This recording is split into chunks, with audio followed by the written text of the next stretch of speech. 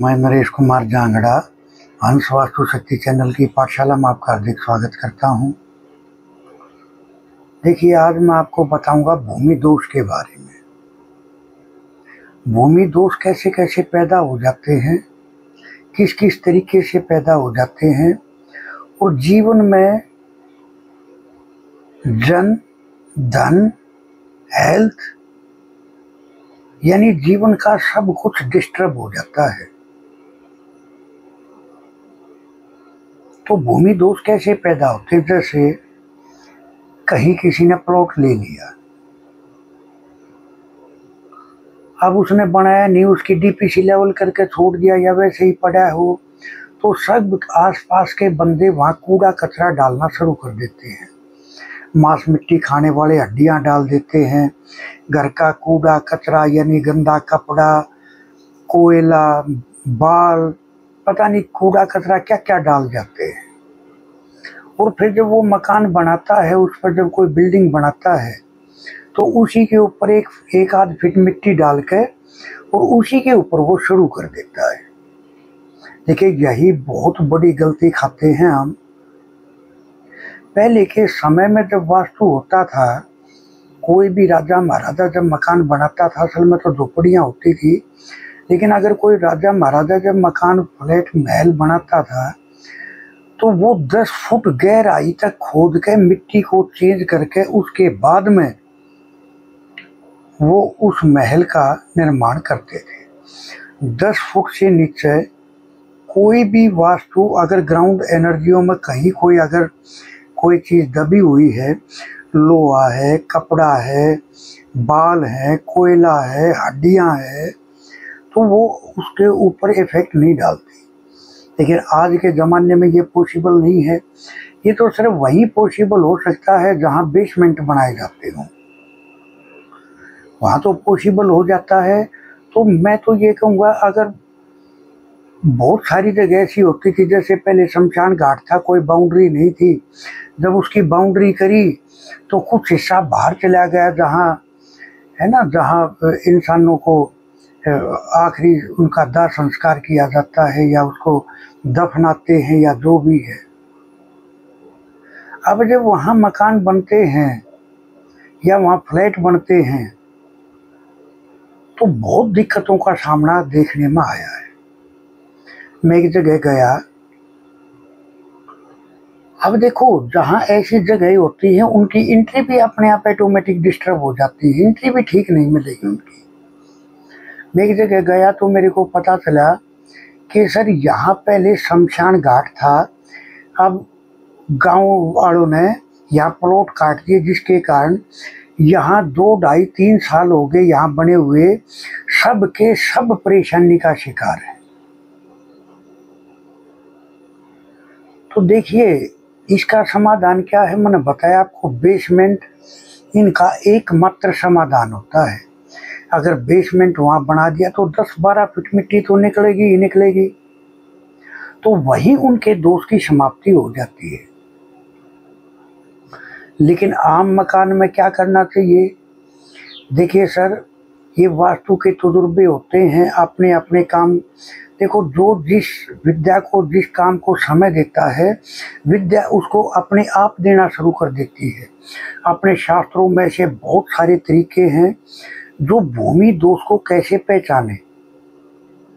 अगर उस तालमेल के हिसाब से अगर आपने भूमि का परीक्षण किया तो उस विशेष जगह पे जो भी घर का मालिक है, उसके जितनी भी हाइट है, उसकी हाइट के मुताबिक गहरा गड्ढा 4 फीट चौड़ा और उसकी ऊंचाई के मुताबिक गहरा गड्ढा खोद के उस मिट्टी को घर से बाहर डाल के दूसरी मिट्टी उसके वर्ण के हिसाब से डाल के, उसके लगन के हिसाब से डाल के भी उस ग्राउंड एनर्जी को बैलेंस किया जा सकता है, यानी भूमि दोष को बैलेंस किया जा सकता है। अब ये बहुत गलत होता है कि किसी के मकान को बनाने से पहले वहाँ कूड़ा कचरा डालने लग जाते, फिर उसी के ऊपर मकान बनाना शुरू कर देते हैं। सर, ये बहुत गलत होता है। तो इसकी तरह इसको बैलेंस करने के लिए अब जहाँ बना ही दिया तो उसको कैसे बैलेंस करें? तो सर उसको ग्राउंड एनर्जियों को बैलेंस करने की हमारे पास अपनी खुद की रेमेडियां हैं। पहले चेक करते हैं कितनी यहाँ की जो असल चीज है, जो ब्रह्मा है, जो सेंटर है, यहाँ की एनर्जी कितने पॉइंट है, और फिर देखते हैं पूरे मकान की एनर्जी कितने पॉइंट कितने डिग्री की है। उसके बाद में उसी के हिसाब से वह रेमेडियां स्थापित की जाती हैं। उस हिसाब से भी ग्राउंड एनर्जी के दोष को बैलेंस किया जा सकता है।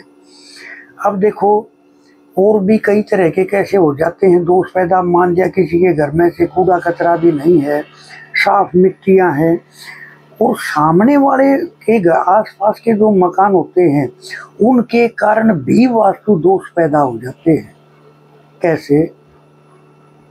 अब जैसे किसी का नॉर्थ फेसिंग मकान है या किसी भी फेसिंग है, लेकिन उसके मकान के जो नॉर्थ साइड के जो मकान है वे काफ़ी ऊंचे हैं, या उनके फर्श का लेवल काफ़ी ऊंचा है, उसका नीचा है, तो भी वहाँ की ग्राउंड एनर्जी इनबैलेंस हो जाती है। उनके मकान की ईस्ट की दिशा की तरफ के मकान काफ़ी ऊंचे हैं, या ऊंचे नहीं है तो उनके फर्श का लेवल ऊंचा है उनसे, तो भी ग्राउंड एनर्जी इनबैलेंस हो जाती हैं, और इसका हर्जाना उस मकान में रहने वाले को चुकाना पड़ता है।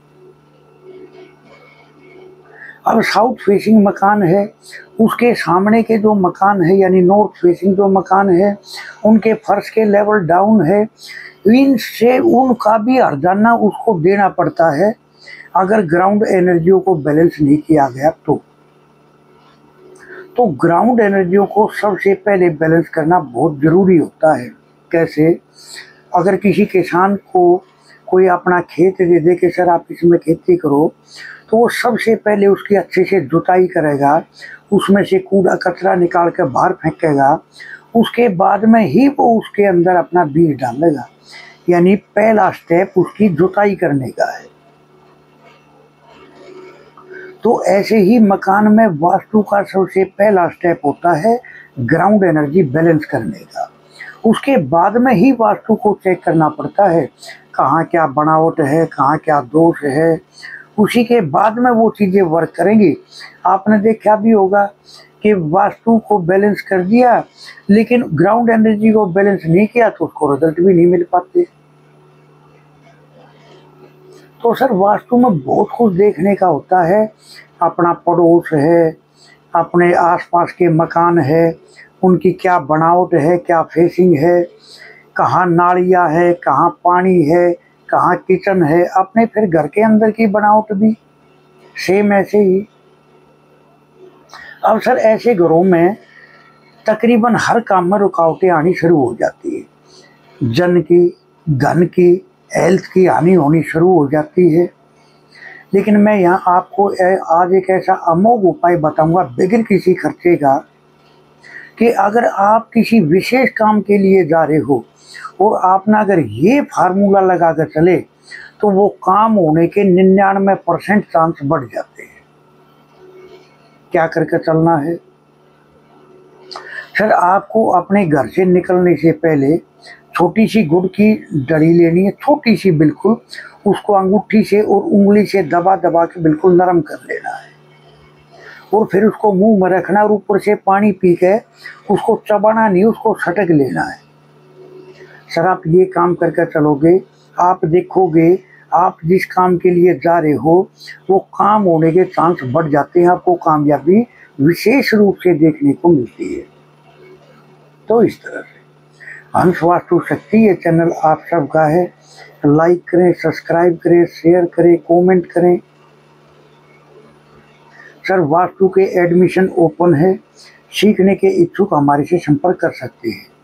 सर संपर्क वही करने में मज़ा आएगा जिसकी सीखने की इच्छा है और समाज को और अपने आप को कुछ बेनिफिट देने की इच्छा है। सर हम यहाँ 0 से हीरो तक का कोर्स कराते हैं, कंप्लीट वास्तु चैप्टर सिखाते हैं, कई तरीके से वास्तु को पहचानना सिखाते हैं, कई तरीके अलग अलग तरीकों से उसको ट्रीट करना सिखाते हैं। तो इस तरह से किसी को अपनी कुंडली चेक करानी है, किसी को अपने घर का नक्शा चेक कराना है, तो आप हमारे से संपर्क कर सकते हैं। सर 79 रेमेडीज हैं, 8 क्लासेज हैं। सर ये जो रेमेडी पार्ट है ये मैं अपने यूट्यूब चैनल पर कभी नहीं डालता। सर जनरल रेमेडी हैं, सिम्टम बेस्ड रेमेडी हैं, बड़ी ज़बरदस्त और अमोघ रेमेडी हैं। लेने के इच्छुक हमारे से संपर्क कर सकते हैं। थैंक यू, धन्यवाद, नमस्कार, जय हिंद, जय भारत।